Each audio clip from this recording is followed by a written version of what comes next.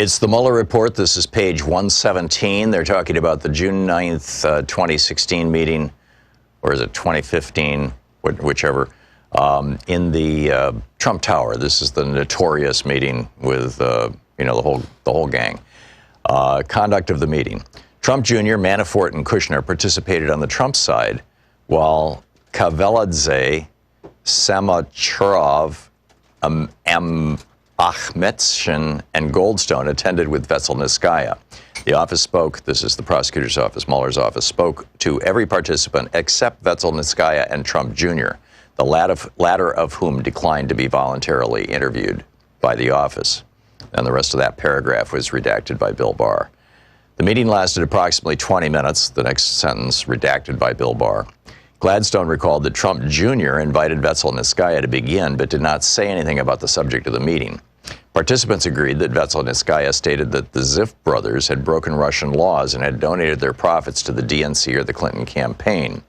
She asserted that the Ziff brothers had engaged in tax evasion and money laundering in both the United States and Russia. The next sentence was deleted by Bill Barr.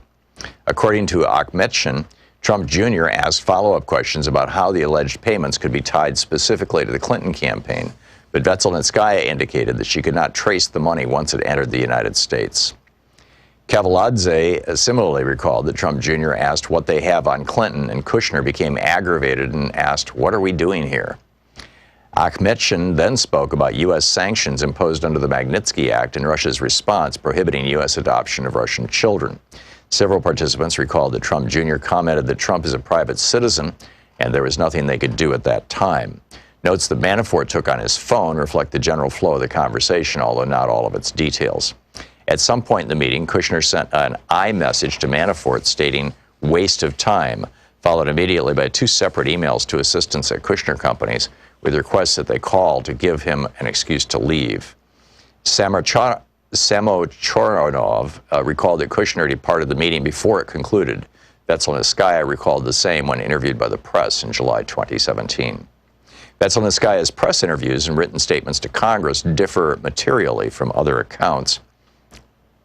In a July 2017 press interview, Vetselnitskaya claimed she has no connection to the Russian government and had not referred to any derogatory information concerning the Clinton campaign when she met with the Trump campaign officials.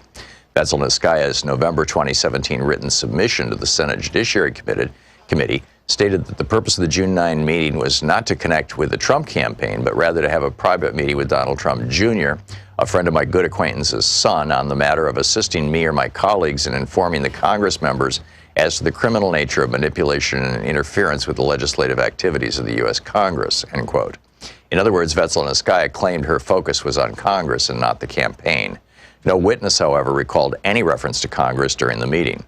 Vetselnitskaya also maintained that she, quote, attended the meeting as a lawyer of Denis Katsiev, end quote, the previously mentioned owner of Prevzon Holdings, but that she did not introduce herself in this capacity. In a July 2017 television interview, Trump Jr. stated that while he had no way to gauge the reliability, credibility, or accuracy of what Goldstone had stated was the purpose of the meeting, if, quote, someone has information on our opponent, maybe this is something, I should hear them out, end quote. Trump Jr. further stated in September 2017 congressional testimony that he thought he should, quote, listen to what Rob and his colleagues had to say, end quote. Depending on what, if any, information was provided, Trump Jr. stated that he could then, quote, consult with counsel to make an informed decision as to whether to give it any further consideration. Page 120. After the June 9 meeting concluded, Goldstone apologized to Trump Jr. According to Goldstone, he told Trump Jr., the rest of that is that sentence deleted by Bill Barr, and told Emin Agalarov in a phone call that the meeting was about adoption. The rest of that sentence is deleted by Bill Barr. Aras Agalarov asked Kavaladze to report in after the meeting, but before Kavaladze could call, Aras Agalarov called him. With Vetselnitskaya next to him, Kavaladze reported that the meeting had gone well, but he later told Aras Agalarov that the meeting about the Magnitsky Act had been a waste of time because it was not with lawyers and they were, quote, preaching to the wrong crowd. C. Post-June 9 events. Vetselnitskaya and Aras Agalarov made at least two unsuccessful attempts after the election to meet with Trump representatives to convey similar information about Browder and the Magnitsky Act. On November 23, 2016, Kevaladze emailed Goldstone about setting up another meeting with T people and sent a document bearing allegations similar to those conveyed on June 9th.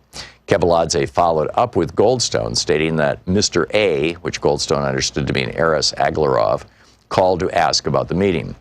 Goldstone emailed the document to Rona Graf, saying that Aris Aglarov has asked me to pass on this document in the hope it can be passed to the appropriate team. If needed, a lawyer representing the case is in New York currently and happy to meet with any member of the transition team. Page 121. According to Goldstone, around January 2017, Kevaladze contacted him again to set up another meeting, but Goldstone did not make the request. The investigation did not identify evidence of the transition team following up. Participants in the June 9, 2016 meeting began receiving inquiries from attorneys representing the Trump Organization starting in approximately June 2017.